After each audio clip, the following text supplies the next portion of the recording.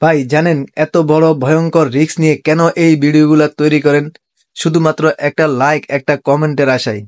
তো একটা লাইক একটা কমেন্ট কেন করবেন না ভাই? বাইরে ভাই কি নতুন টেকনিক আবিষ্কার হয়েছে বাংলাদেশে, দুইটা কাজ একসাথে সেরে নিচ্ছে। বন্ধুরা আপনারা চাইলে আপনারাও কিন্তু আপনাদের কৃষিকাজের ক্ষেত্রে এই টেকনিকটা ব্যবহার করতে পারবেন। অনেক খরচ কমে যাবে আপনাদেরও। বন্ধুরা আমি অবাক হয়ে যাচ্ছি, শুধুমাত্র ফেসবুকে ভিউ পাওয়ার জন্য এই লোকগুলা কি পরিমাণ রিস্ক নিয়ে এই ভিডিওগুলা তৈরি করে দেখুন। এরকম মাটির চুলো আমি আমার জীবনে কখনো দেখিনি।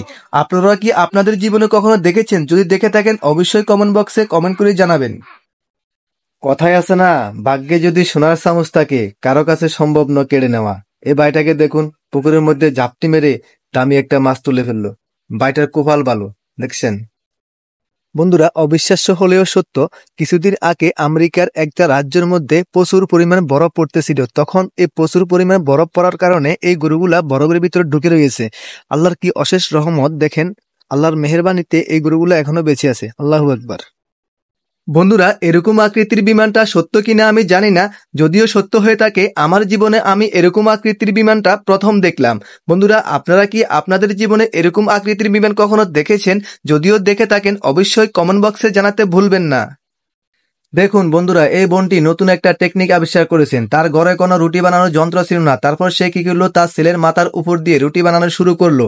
আপনাদের ঘরেও যদি রুটি বানানোর যন্ত্র না থাকে আপনারাও এই টেকনিকটা ব্যবহার করতে পারবেন।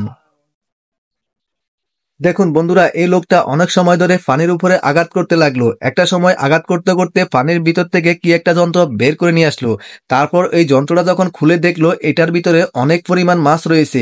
বন্ধুরা এই লোকটা এত পরিমাণ মাছ পেয়ে খুব একটা খুশি হয়ে গেল।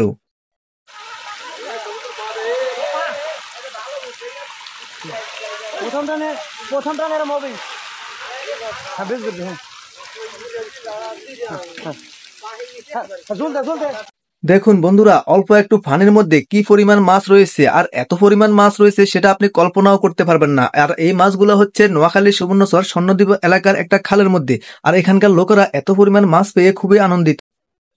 বন্ধুরা দেখুন এরা আমাদেরকে প্রতিনিয়ত ধোঁকা দিয়ে যাচ্ছে। আমাদেরকে ফেসবুক ইউটিউবে যে ভিডিওগুলো দেখায় অল্প পানির মধ্যে অনেক বড় বড় মাছ পাওয়া যায়, আসলে কিন্তু এটা সত্য না। আমাদেরকে কিন্তু দেখাচ্ছে এটা কিন্তু সত্য, আসলে কিন্তু এটা সত্য না। দেখুন বন্ধুরা এরা আগ থেকে কিছু মাছ ছেড়ে দেয়, তারপরে কিন্তু জাল ফেলে মাছগুলো ধরা হয়, তারপরে আমাদেরকে দেখায়, কিন্তু আমাদেরকে এরা প্রতিনিয়ত ধোঁকা দিয়ে যাচ্ছে। বন্ধুরা দেখেন এই ছেলেটা বারবার ফিলারে ঢিল মারতেছিল, আর ঢিলও বারবার ফিলারের উপরে যায় পড়তেছিল।